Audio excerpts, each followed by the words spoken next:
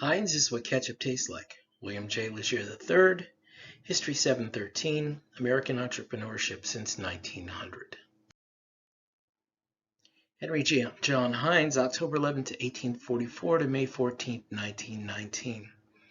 John Henry was born as Johann Heinrich Heinz in Karlstadt, Germany, to Charlotte Louisa Trump and Johann George Heinz. Charlotte Louisa Trump is a distant relative of the last president. Heinz married Sarah Sloan Young on September 3, 1869, and they would go on to have 5 children, with one dying a month after birth. He founded Heinz Noble and Company with a friend L. Clarence Noble and started marketing bottled horseradish, soon followed by sauerkraut, vinegar, and pickles. The Panic of 1873, however, eventually caused the Heinz Noble and Company to go bankrupt by 1875.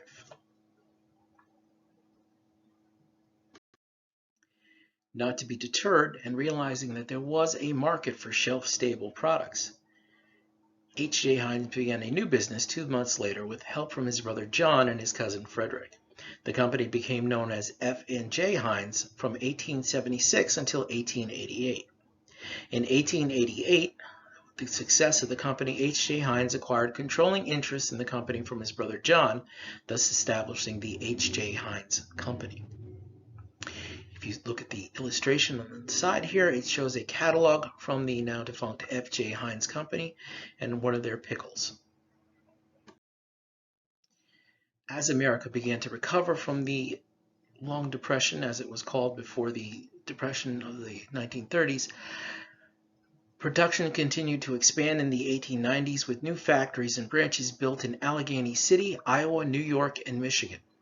By 1905, the company had incorporated and opened factories in England and Spain and become a true multinational. What you see on the side here in the photograph is one of the displays at the Heinz Museum, which is located in Pittsburgh, Pennsylvania. It shows some of the original products and some of the original signage that went along with those products as they sold them from coast to coast. The company's slogan, 57 Varieties, was introduced by Heinz in 1896. By then, the company was selling more than 60 different products, some of which you see pictured in the photo here.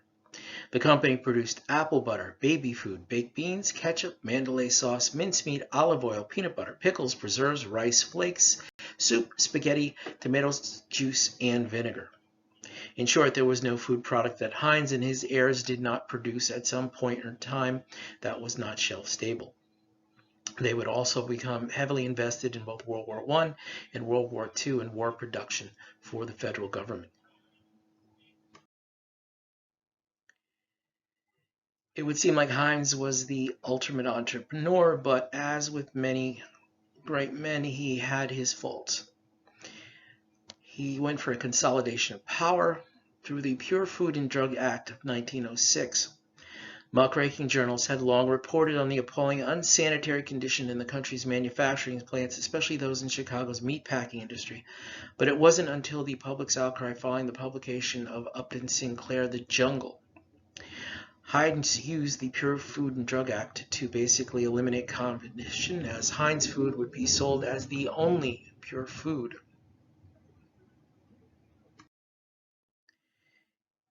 Conclusions: Heinz built one of America's most iconic brands. There's probably no country in the world where you cannot go and find a bottle of Heinz ketchup. It's what Americans identify with as ketchup, and I'm sure all of us can remember a commercial or two. From this generation, Heinz is what ketchup tastes like. From the generation before, we all remember the Carly Simon song, with the individual waiting for the ketchup to come out of the bottle while the song Anticipation played. Heinz has always been a master of marketing and marketing strategy. But because of that, he did not always use the most Christian business practices.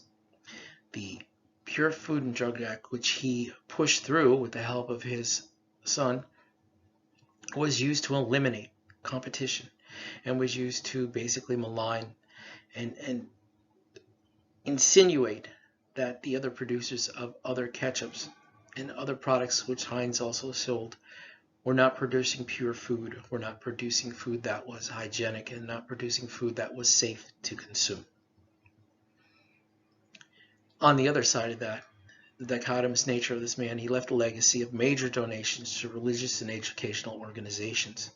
Um, his son and grandson will both be active in politics. Senator John Heinz History Center, in association with the Smithsonian Institute, is world renowned. They do many great things and have saved many historical items. And what you see in the other photograph is a picture of the Heinz Museum, which is located in Pittsburgh, Pennsylvania, which again archives many things and has saved many items for the historical preservation. Thank you.